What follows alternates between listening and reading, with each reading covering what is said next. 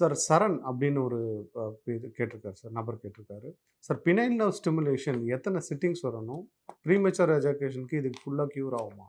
Penile nerve stimulation அப்படின்றது ரொம்ப லேட்டஸ்டான ஒரு சிகிச்சை முறை. ஒரு 6 முறை பண்ணால் ரொம்ப நல்லா எஃபெக்டிவாக இருக்குது. ஒரு பெரும்பாலும் வாழ்நாள் ஃபுல்லாக சரியாகிறதுக்கான வாய்ப்புகள் அதிகமாக இருக்குது. பெரும்பாலும் 80% பேருக்கு அப்படி வாய்ப்புகள் இருக்குது.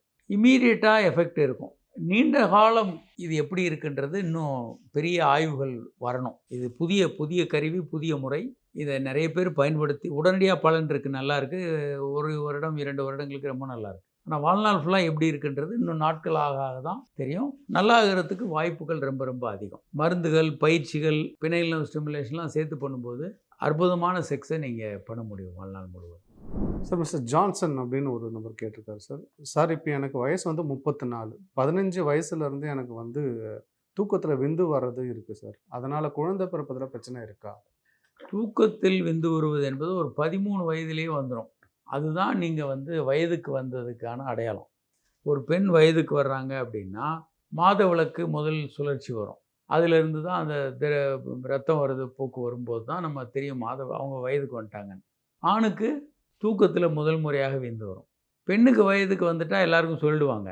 ஆணுக்கு வயதுக்கு வரும்போது இது ஆண்கள் கூச்சத்தினாலேயும் பல காரணங்களாலேயும் யாரும் அப்பாக்கிட்டேயோ அம்மாக்கிட்டேயோ கூட சொல்கிறதில்ல.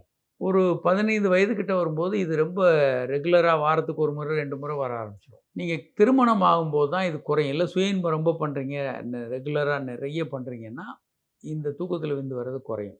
செக்ஸில் கல்யாணத்துக்கு அப்புறம் செக்ஸில் நிறைய ஈடுபட்டிங்கன்னா தூக்கத்தில் விந்து வர்றது குறையும். செக்ஸு பிற்காலங்களில் குறைக்கும்போது இந்த தூக்கத்தில் விந்து வர்றது திரும்ப கொஞ்சம் அதிகமாகலாம். இது இயல்பானது. தூக்கத்தில் விந்து வர்றது என்பது உங்கள் உடலும் மனதும் ஆரோக்கியமாக இருக்குன்றதோட ஒரு முக்கியமான அடையாளம். இது நோயோ இது ஒரு பிரச்சனையோ கிடையாது, கவலைப்பட வேண்டாம். சார் வெங்கீஸ்வரன் அப்படின்னு ஒருத்தர் கேட்டிருக்காரு சார். சார் எனக்கு ஆணுறுப்போட முன்தோல் வந்து ரொம்ப தடிமனாக இருக்குது, இதுக்கு நான் என்ன செய்ய வேணும்னு கேட்டாங்க. ஆணுறுப்பு முன்தோல் வந்து தடிமனாக இருக்கிறது பிரச்சனை இல்லை. அது வந்து தோல் மூடி இருக்குது, பின்னால் தள்ளி அதை சுத்தம் செய்ய முடியலை, இல்லை சிறுநீர் வரும்போது அங்கே டைட்டாக அடைப்பு மாதிரி இருக்குது, வேறு பிரச்சனைகள் இருக்குது, வீங்கி இருக்குது, அந்த மாதிரி இருந்தால் அந்த முன்தோலை எடுத்துட வேண்டியது இருக்கும். எந்த பிரச்சனையும் இல்லை, கொஞ்சம் தடிமனாக இருக்குன்றது ஒரு முக்கியமல்ல. இப்போ தான் தடிமனாச்சு அப்படின்னா வீக்கம், அது சர்க்கரை வியாதி ஏதாவது இருக்கான்னு பார்க்கணும். எப்போவுமே அது தடிமனான தோல்ன்றது நமக்கு பிரச்சனை இல்லை. இப்போ சமீப காலமாக அது வீங்கி இருந்தால் உங்களுக்கு சர்க்கரை எதுவும் இருக்கான்னு பாருங்கள். முன்தோலில் ஏதாவது கிருமி தொற்று இருந்தாலும் அது கொஞ்சம் வீங்கி தடிமனாகலாம். அப்படி இருந்தால் மருத்துவரை பாருங்கள், அதற்கான மருந்துகள் இருக்குது. புஞ்சை காளான் தொற்று இன்ஃபெக்ஷன்லாம் சரி பண்ணலாம். சர்க்கரையினால் வீங்கி இருந்தால் சர்க்கரையை சேர்த்து குணப்படுத்தணும். மாத்திரை மருந்துகள், சர்க்கரைக்கான மருந்துகளையும் சேர்த்து போட்டிங்கன்னா அது நார்மல் ஆகிடும்.